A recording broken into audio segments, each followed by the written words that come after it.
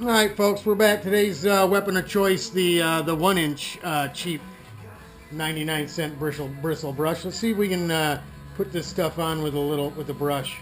I think we can. I think it's thin enough. We're just not real heavy because it's already kind of radius. You know, this is just to help the glass stick in there. You know, and it's not gonna hurt the brush when you're trying to use it to laminate. That stuff, it'll end up coming right out of here.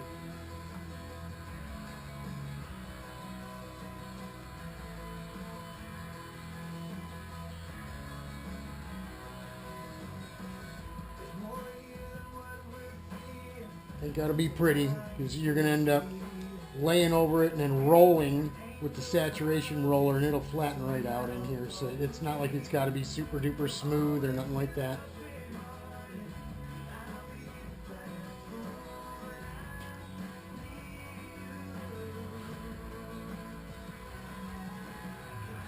Just get it on there.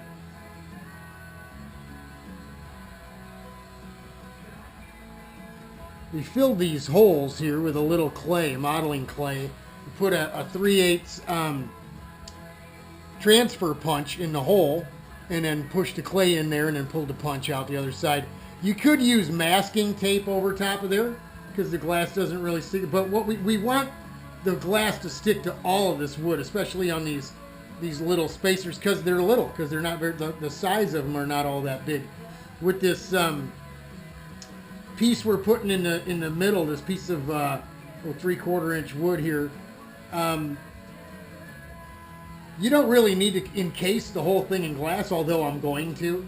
But with these, you really do, because we're going to be tightening a bolt down, and it's just, like I said, it's just wood, it's just pine, so there's a chance. You don't want to get those bristles in there. Made in China. That's what you get. You get what you pay for from China. You know what I'm saying?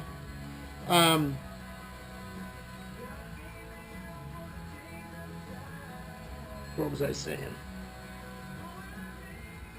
I lost hold of what I was saying there. Oh, these, you want these because the bolt's going to be tightening it down and it's just pine. You'll smash these things, right? So you definitely want to cover them in glass, and you want to get a couple layers on there. So there we go. Filler done. We've already wound up the resin here, so let's just go ahead and get the brush wet, and we'll get a little pre-wet this thing a little. It'll help us get some of that filler out the brush.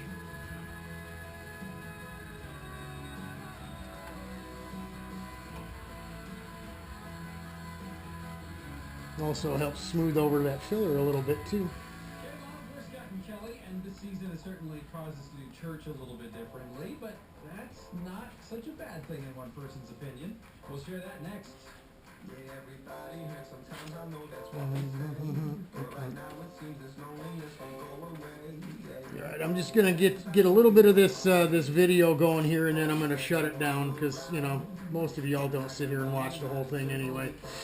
If you want to see some hand laminating, I do that whole inside repair of the nose cone that we worked on, the same nose for that side pod we repaired last year. That's a really good video. It takes you through the whole process. I stick the camera literally right inside the nose so you can see what we're doing. So I'm going to go ahead and throw these first couple pieces on so you see how they go on. And then I'll probably bail out on you here.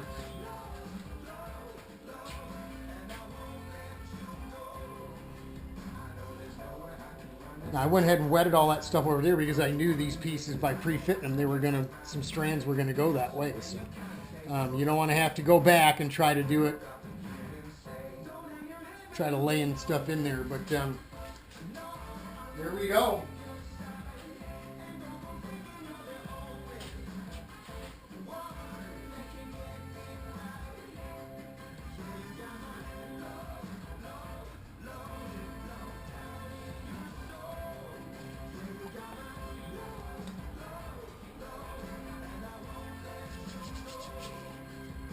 You got a garbage can right underneath you. Heads up, folks.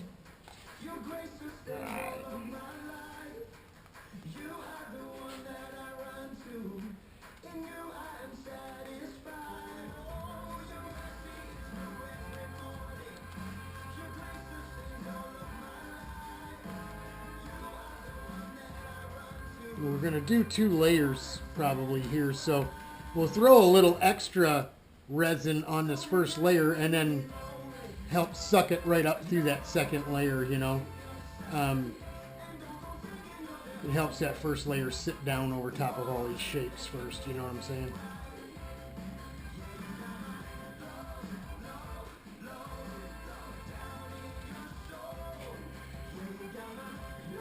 As long as you got time to work with it, you can always go back and pull it right out. You put it in with the brush, you take it out with the brush. Positive, encouraging K-Love, the new one from We Are Messengers. That's love. Just where you got the overlapping of multiple layers at first here, even though we put a little resin down, that does help. Sometimes you got to throw a little extra on there, and like I said, you can go back even after getting that second layer in place and just pull it back out. You know, once the work is done, once it's all down and the work is done, if it isn't, you know, if it isn't kicking off, then you can go ahead and finesse it. That each and every one of us has in the midst of this. What is God's way of actually getting us out of the pews and into the streets? Why didn't I make one big piece here? Because it is radiused, and you'll get folds or wrinkles in here that you'll have to put a ton of resin on to get out.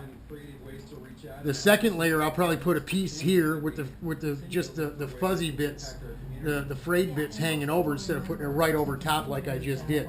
Like I said, we don't really need to enclose this whole thing, but we're going to, just because. I got the stuff. We're going to do it. Provided meals for families who were stuck at home, and it was like 400 meals they provided yesterday. It was so cool.